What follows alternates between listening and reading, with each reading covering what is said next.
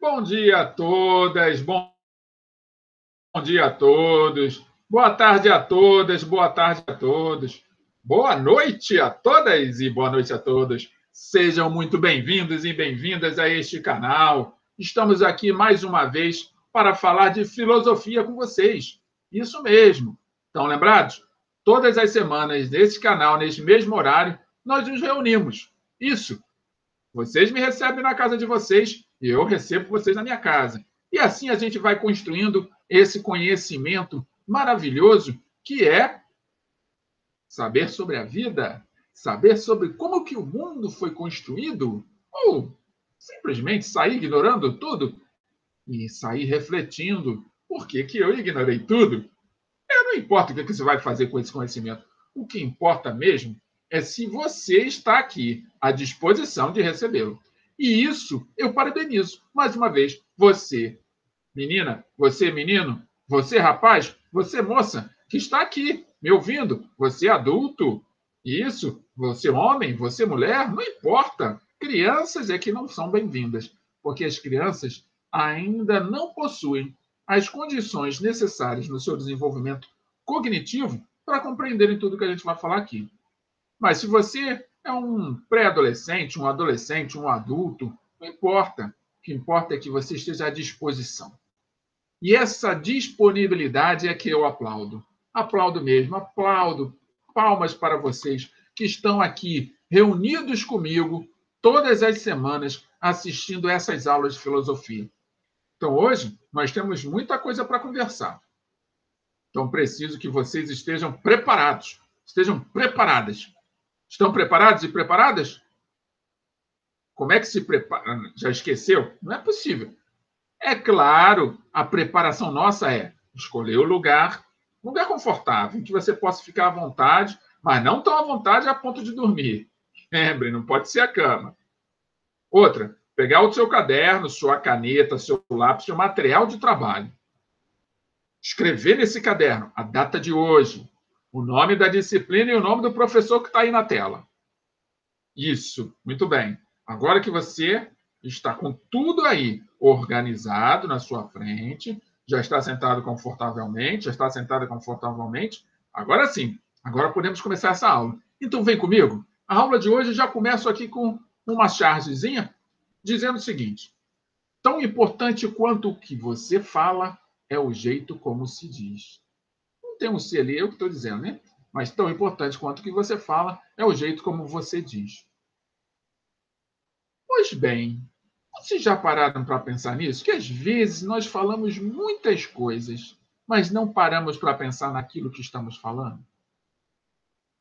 Que às vezes a gente até está pensando naquilo que nós estamos dizendo, mas nós não estamos dando a entonação adequada para que o outro nos ouça. Ou então, nós até estamos dando a entonação adequada, mas, no entanto, não estamos dando a devida atenção a como o outro está recebendo. Vejam, falar é uma das nossas habilidades. Falar é uma das habilidades que nos torna humanos. A organização das palavras, a aquisição de uma língua é um dos atributos humanos. Mas, se é um atributo, não significa que ele já vem pronto. Ele precisa ser trabalhado diariamente, diuturnamente.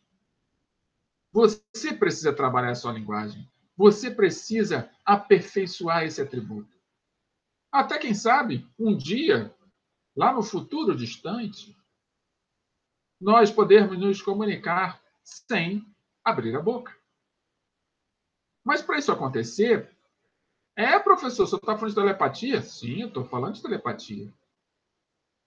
Mas não estou falando dessa telepatia mística, eu estou falando do desenvolvimento das suas capacidades cerebrais, que só se torna possível se você desenvolver e aperfeiçoar o seu atributo da fala, do pensamento, da linguagem. Então, aproveite esta aula e todas as outras aulas que você tem à sua disposição para lhe aperfeiçoar. Não deixe o tempo passar debaixo desta ponte como se nada estivesse acontecendo.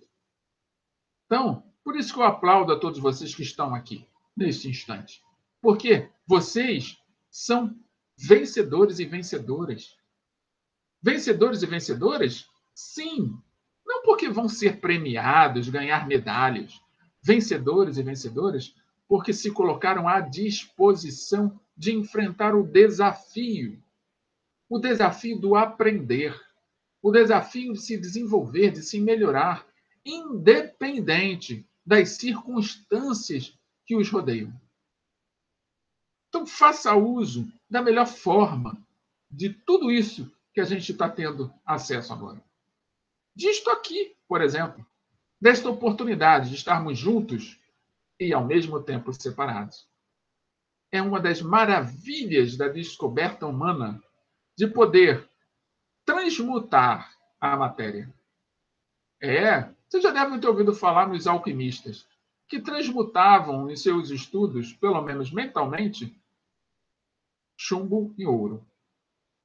Nós não estamos transformando chumbo em ouro agora?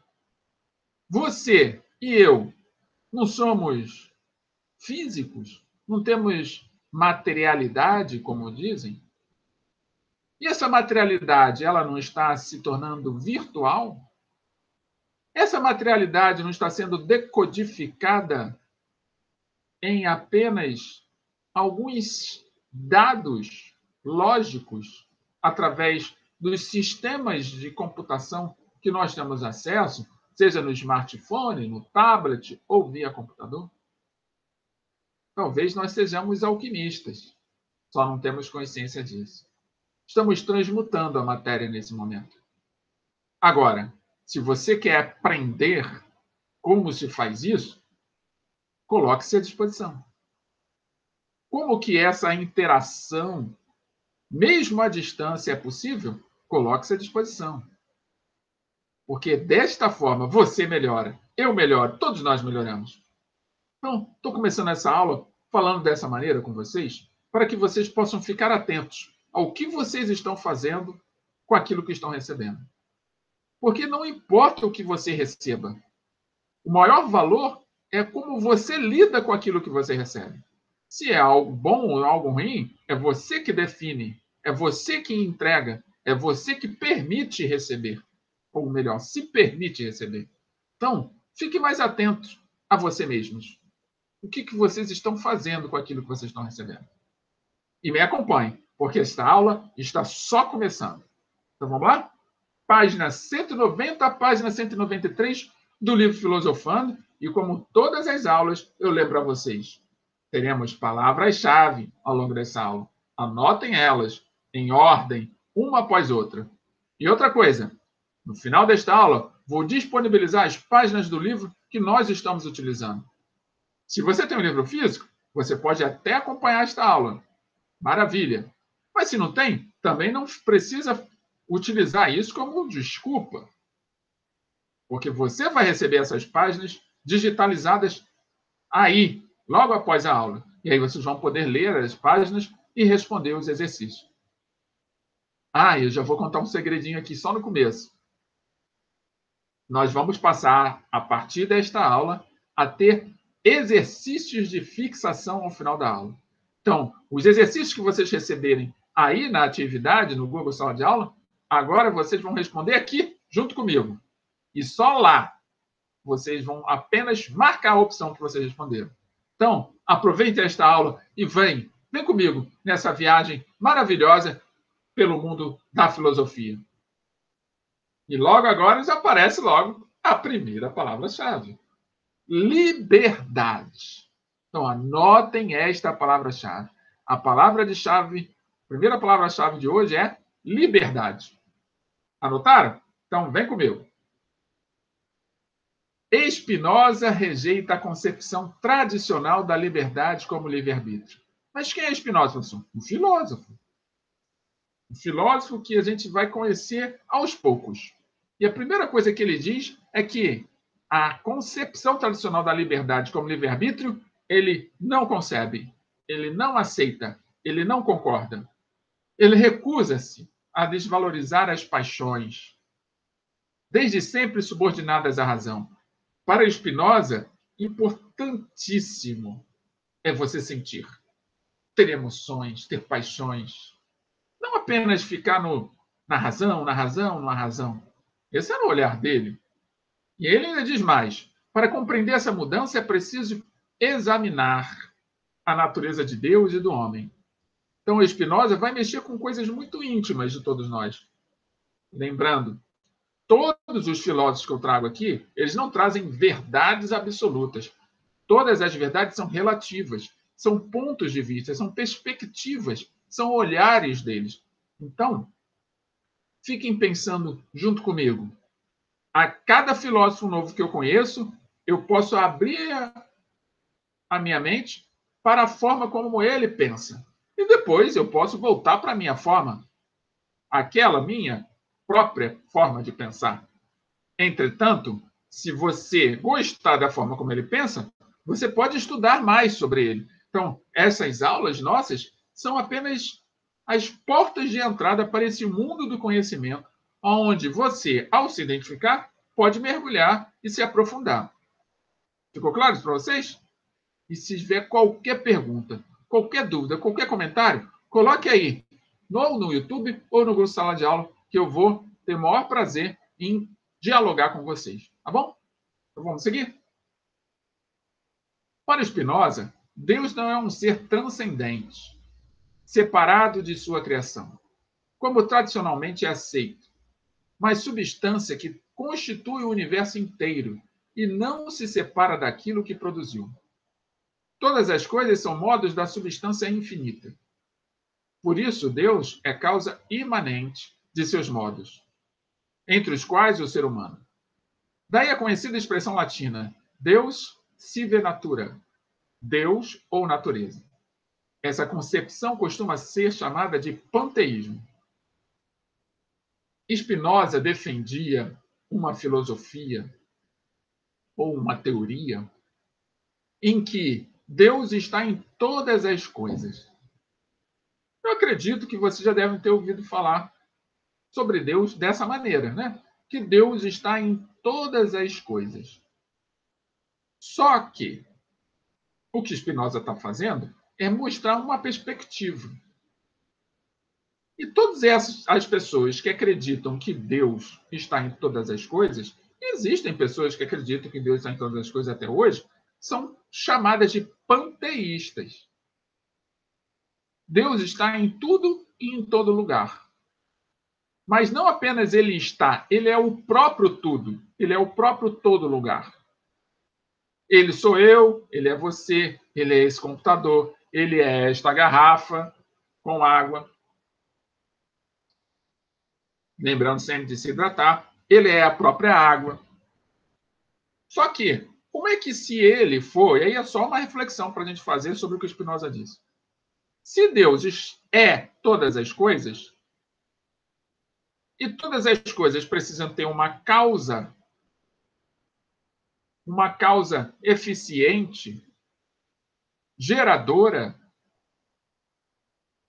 como é que Deus é todas as coisas? Quem gerou Deus?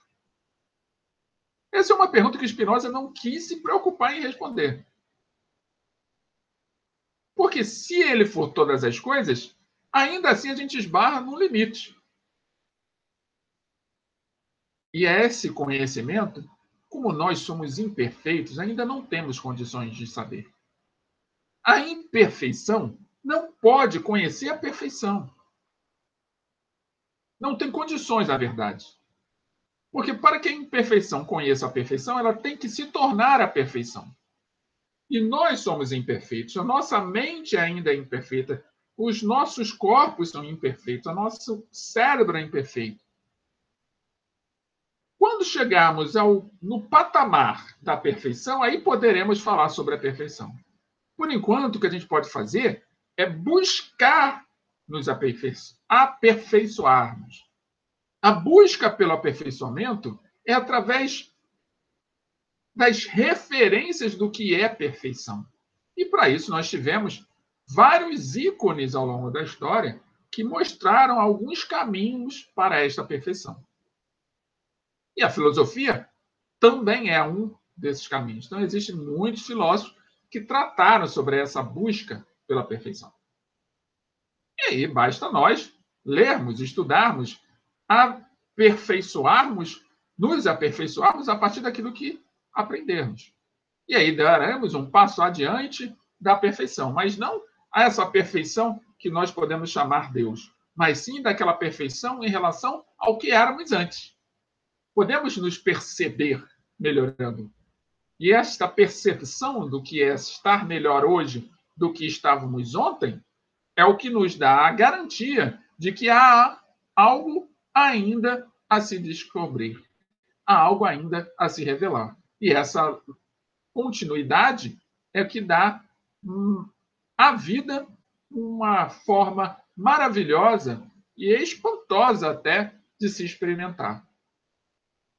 É onde esse espanto, não o espanto de susto, mas o espanto de alegria, de liberdade, de felicidade, nos é apresentado. Conseguem me compreender? Qualquer dúvida, comente. Mas consegui ouvir aqui. Muito bem.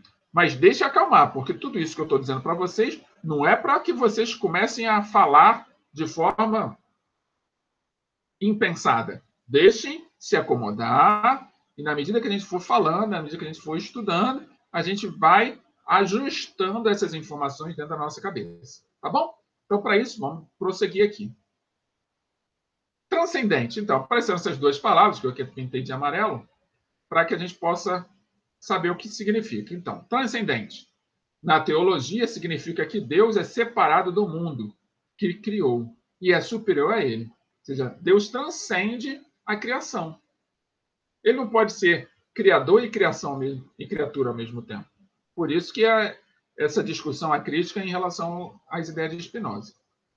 E imanente. Na teologia, significa que Deus faz parte do mundo, não é exterior à natureza.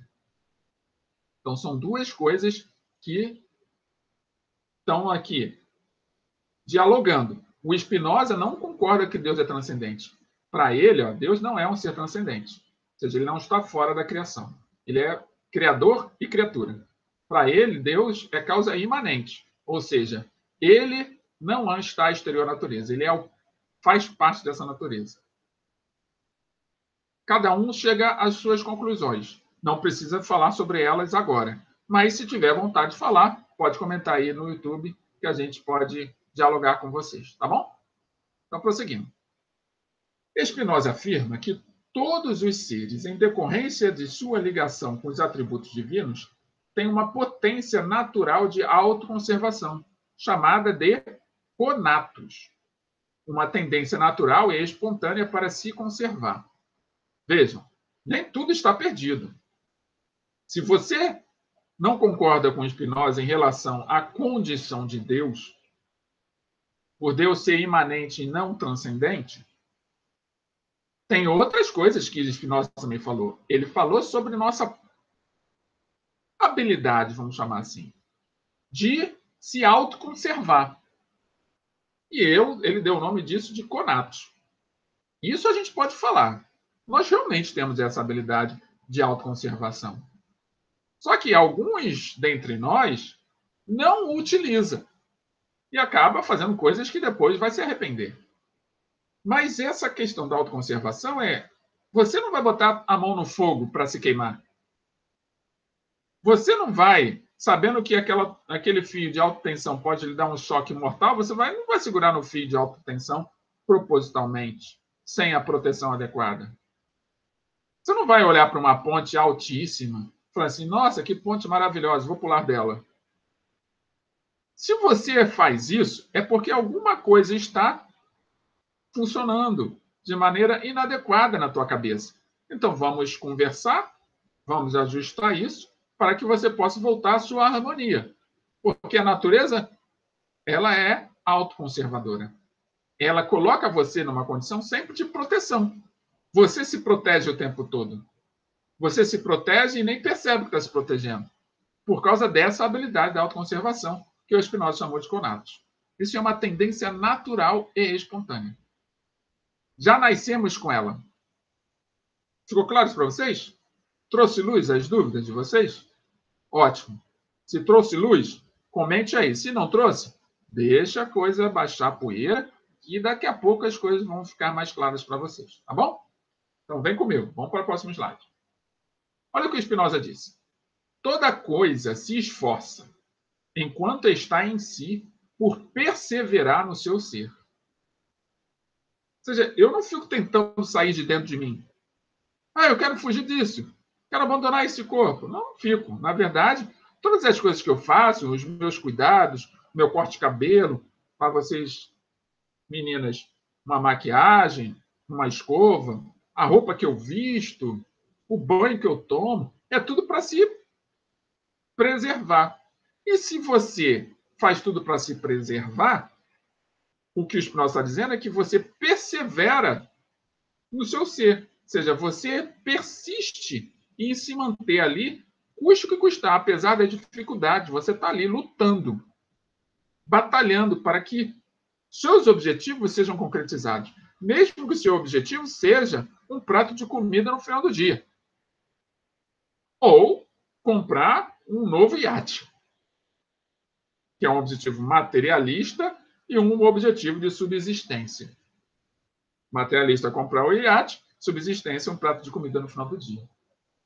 Então, fiquem atentos a essas questões da filosofia do Spinoza, porque o Spinoza é um filósofo que tem suas controvérsias. Mas, como todo filósofo, dentre as controvérsias que se traz, tem também algumas oportunidades de olhar o mundo ao nosso redor sob outras perspectivas. Ficou claro para vocês isso? Ótimo. Então vamos seguir. Panteísmo. O que seria panteísmo segundo a etimologia? Do grego pan, tudo, e theos, Deus. Tudo é Deus. Segundo alguns intérpretes, Spinoza seria ateu, porque ao dissolver Deus no mundo, acaba por negá-lo. Ou seja, não existe Deus, porque tudo é Deus. A garrafa é Deus, a folha da árvore é Deus, a pedra é Deus, a minha casa é Deus, meu cabelo é Deus. Tudo é Deus, tudo é Deus. Se tudo é Deus, Deus praticamente deixa de existir. Mas essa é uma visão. Alguns elementos dessa visão podem ser aproveitados, como eu acabei de apresentar para vocês, do conatus, que está escrito aí na etimologia. Conatus, de origem latina, significa esforço físico ou moral, empenho, inclinação.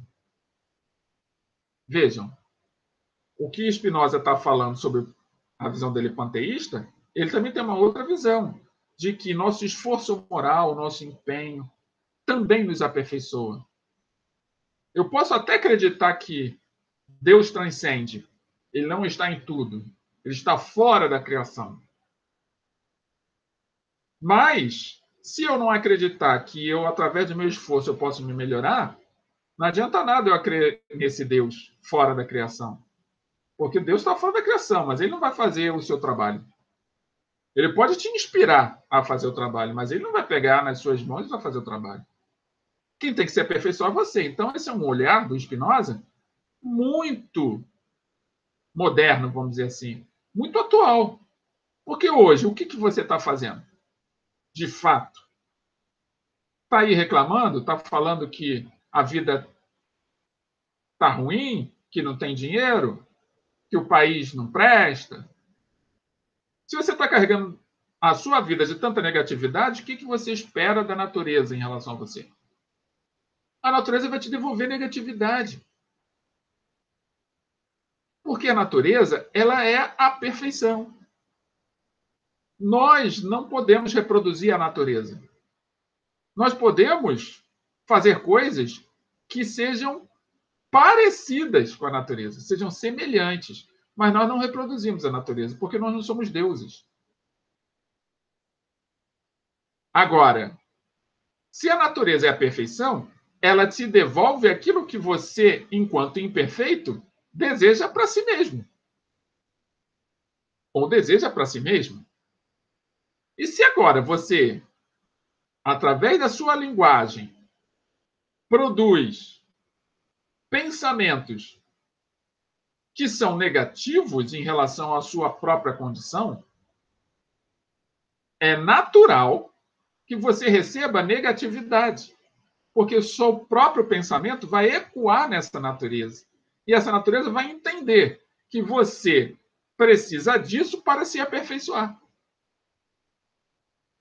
É o que muitos dizem, muitos ligados à cristandade, dizem que você pode melhorar pela dor ou pelo amor.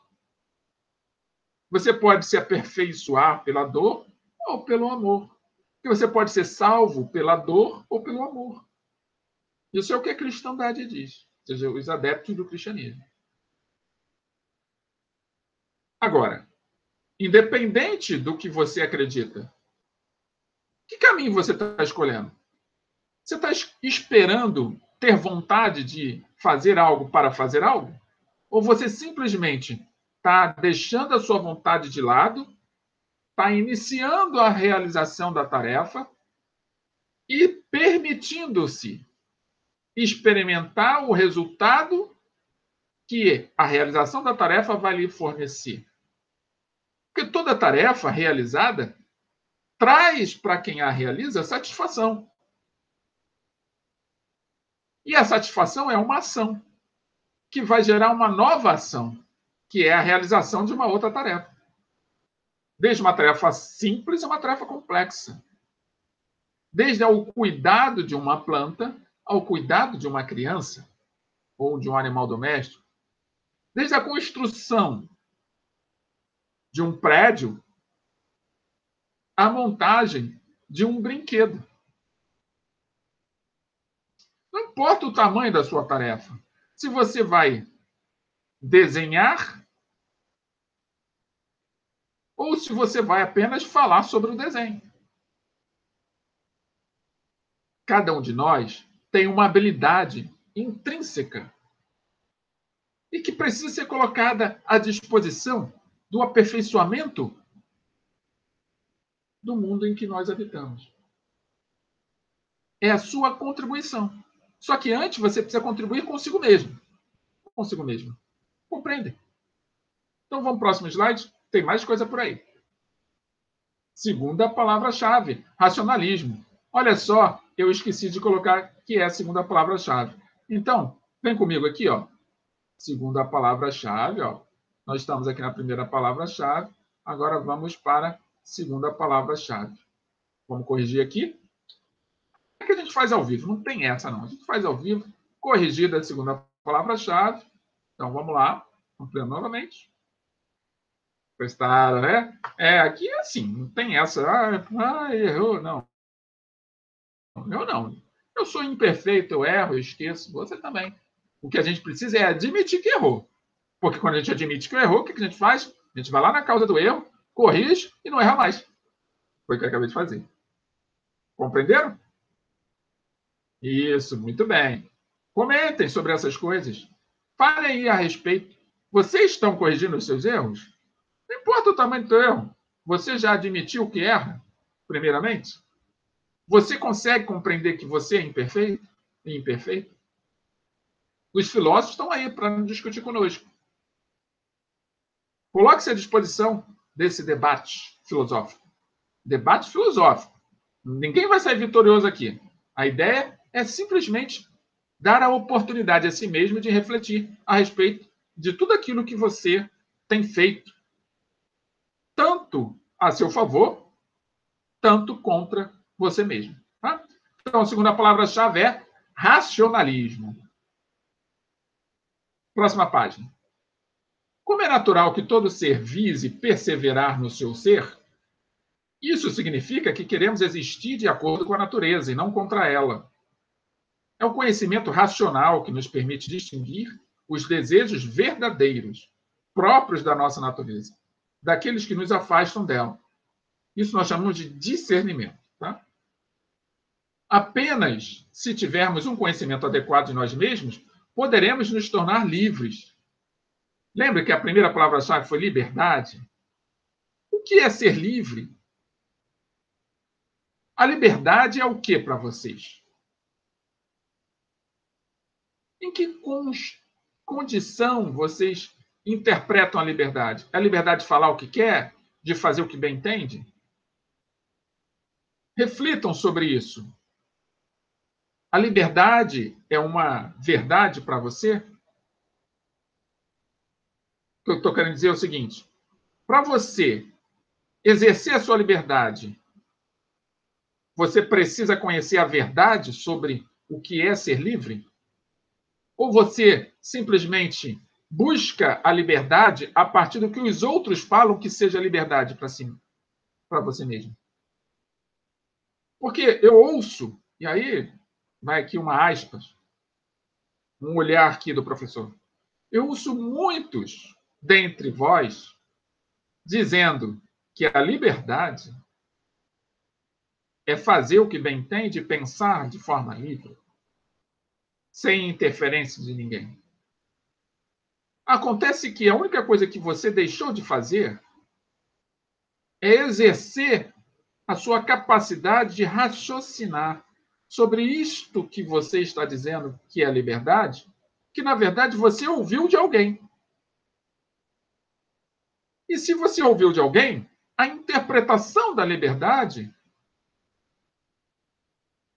tem um certo limite, porque ela esbarra na interpretação de quem lhe disse. E se ela esbarra na interpretação de quem lhe disse, e você não para refletir sobre como que isso chegou até você, você só está reproduzindo a ideia de alguém e não está produzindo a sua própria. Calma, eu sei que essas coisas que estou dizendo para vocês são complexas em alguns aspectos, mas é só deixar as ideias irem se acalmando. Por quê? Assim como nós somos imperfeitos, a liberdade é perfeita. A liberdade é aquilo que vai nos aproximar do que a filosofia e a religião discutem sobre o que é Deus. Se a gente ainda não consegue compreender o que é Deus, como é que a gente vai compreender a perfeição de Deus através da liberdade? Pense nisso. Liberdade é um valor. É um valor perfeito. Só que eu não sei ainda o que é. Então eu preciso fazer uma investigação do que eu estou chamando de liberdade, do que é de ser livre. Porque isso é o primeiro passo. O exercício vai depender do seu passo inicial. Dê esse primeiro passo. Reflita. E vem comigo. Surge uma palavra no meio desse processo. A palavra é fenomenologia. Pensar é um fenômeno, professor? Ou você? O que você acha? Pensar é um fenômeno? Porque nós estamos muito acostumados a falar, nossa, um fenômeno é algo grandioso. Um fenômeno. Né? Podemos até falar, por exemplo, daquele jogador de futebol que leva o codinome de Ronaldinho. Ronaldo, fenômeno. Por que um fenômeno? Porque ele era diferente de todos os outros. Mas todos são diferentes uns dos outros. Mas ele tinha uma habilidade. Quem é que disse que ele era um fenômeno? Então a gente está muito acostumados a falar sobre fenômenos. Só que fenômeno é aquilo grandioso, que se destaca dos demais. Fatos comuns. Só que fenomenologia também é uma das vertentes das discussões filosóficas ao longo dos tempos. Vamos ver, então, o que vem a ser fenomenologia? Vem comigo. O filósofo que mais tratou sobre a fenomenologia, que ainda é muito estudado até hoje, é o alemão Edmund Husserl. Husserl buscou realizar uma profunda crítica da ciência positivista e da razão objetiva vigentes em sua época. Vendo que ele nasceu em 1859 e faleceu em 1938. Ou seja, nasceu no século XIX e faleceu no século XX. Para ele, era necessário construir um novo método para o conhecimento, que deveria adotar uma perspectiva fenomenológica. O fenômeno ele só existe se eu ver, se ele tiver uma aparição. Pode estar acontecendo agora um fenômeno na mente de vocês, só que ninguém está vendo, então não é um fenômeno. A iluminação, aquele estalo na cabeça, que faz você entender algo que você não entendia. Isso é um fenômeno. Só que para Russell, o fenômeno é tudo aquilo que tem uma aparição, aquilo que aparece na sua frente.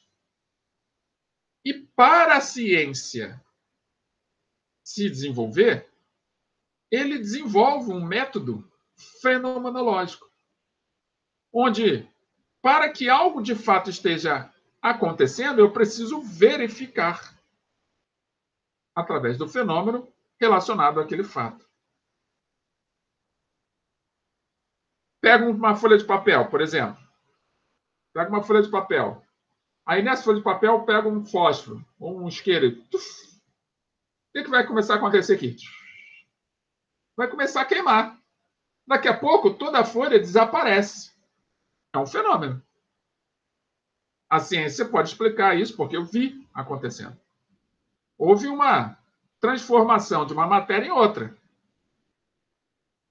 Não é? Houve a queima. Isso é químico. Então, vejam, tem partes que são verídicas, a gente pode dar legitimidade a ela. Mas outras, como toda filosofia, existe aquilo que é legítimo e existe aquilo que é ilegítimo. Mas o ilegítimo só vai aparecer se um legítimo substituí-lo. Compreendem? E para o legítimo substituir um ilegítimo, eu preciso de reflexão, preciso refletir, preciso pensar sobre o que o outro disse. Porque enquanto eu não tiver a revelação de que aquilo não é uma verdade, aquela verdade continua sendo verdade.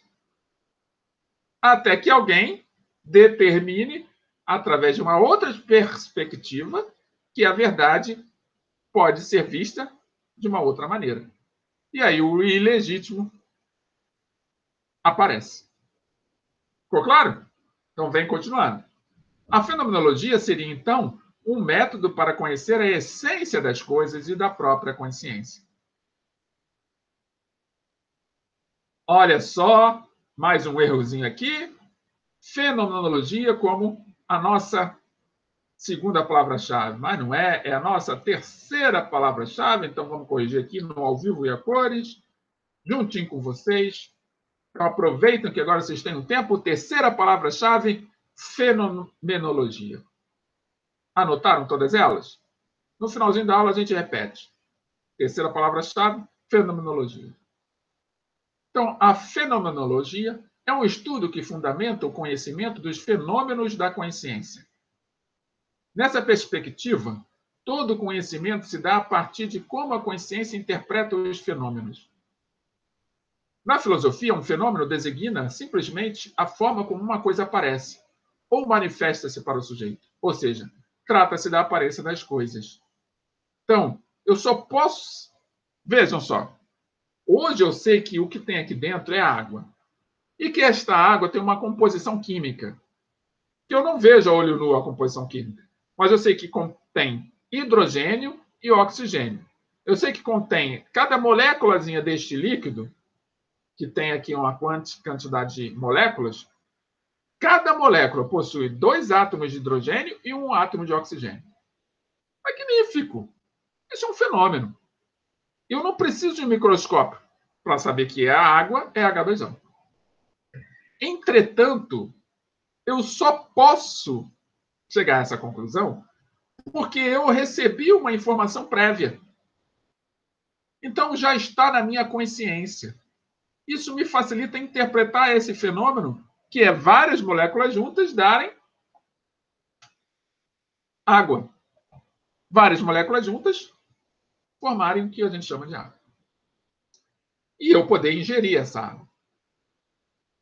Então percebam que os fenômenos da consciência só são possíveis porque eu me coloquei à disposição de compreender o que veio antes. Porque eu estudei o prévio. A partir do momento que eu estudo o que é prévio, eu me preparo para o que é posterior. Ou seja, o que vai acontecer a posteriori. Eu me preparo para isso. Então, na fenomenologia, o que Russell está dizendo é que eu, através da aparência das coisas, e com a minha capacidade consciencial, eu consigo interpretar aquilo que está vendo. Mas desde que eu tenha informações prévias. Continuaram? Conseguiram acompanhar? Então, comentem aí. Coloquem suas dúvidas, seus comentários para a gente poder dialogar. E continue aqui. Bem, a partir daí vem outra característica de filósofos. Já estão falando sobre a existência. A vida é um fenômeno? O que vocês acham? A existência precede a essência? Se eu posso, através do fenômeno, identificar a essência das coisas, como é que eu vou observar a vida? Qual é a essência da vida? Vão ter filósofos que vão falar sobre isso. E o filósofo que eu trago para vocês é o Jean-Paul Sartre. Esse nasceu em 1905, já é do século XX, e faleceu em 1980. Ele escreveu o livro O Ser e o Nada, sua principal obra, lá em 1943. Para ele, no caso do ser humano, a existência precede a essência, ao contrário do que ocorre com as coisas animais. A existência precede a essência. Lembrando que a gente está falando de questões muito do lado do aspecto da experimentação, da observação. Então, o que o Sartre está dizendo é o seguinte, que eu preciso existir antes para depois descobrir a minha essência. Mas como isso se dá? Ele diz. O que isso significa? Opa! Quarta palavra-chave. E mais um erro. Eu errei as ordens, não tem problema. Espera aí, vamos ver aqui. Liberdade. Deixa eu corrigir aqui, gente. Rapidinho. Racionalismo. Fenomenologia, terceira palavra-chave. Deixa eu ver se eu me perdi aqui. E agora, a quarta palavra-chave. Existencialismo. Muito bem, corrigimos. Vamos prosseguindo. Quarta palavra-chave. Terceira foi fenomenologia. Quarta, existencialismo. Depois eu repito todas elas. Então, o que isso significa?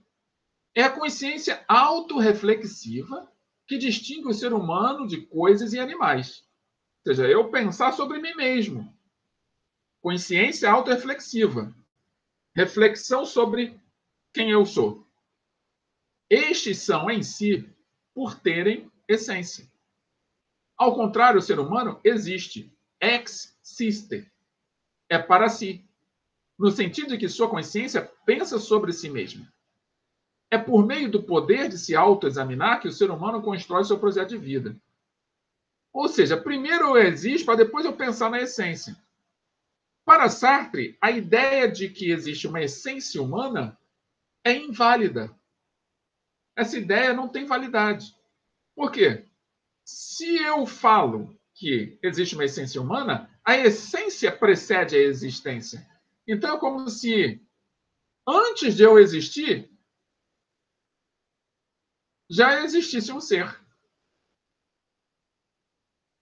Compreendem? Ou seja, que é um quebra-cabeça. Para Sartre, a existência precede a essência. Mas aqueles que definem ou acreditam que a essência, existe uma essência humana, nós, seres humanos, já viemos habilitados essencialmente. Nós já temos uma essência, não precisamos descobrir esta essência. revelar essa essência. É tipo você subir no alto do monte para descobrir o que tem lá. É tipo eu olhar para esta água e definir a água como qualquer coisa, menos H2O. A essência da água vai continuar, porque ela é uma coisa. É um elemento. Ela vai continuar sendo água. Mas a essência humana, como é que é isso? Então, para Sartre, essa era a dúvida dele.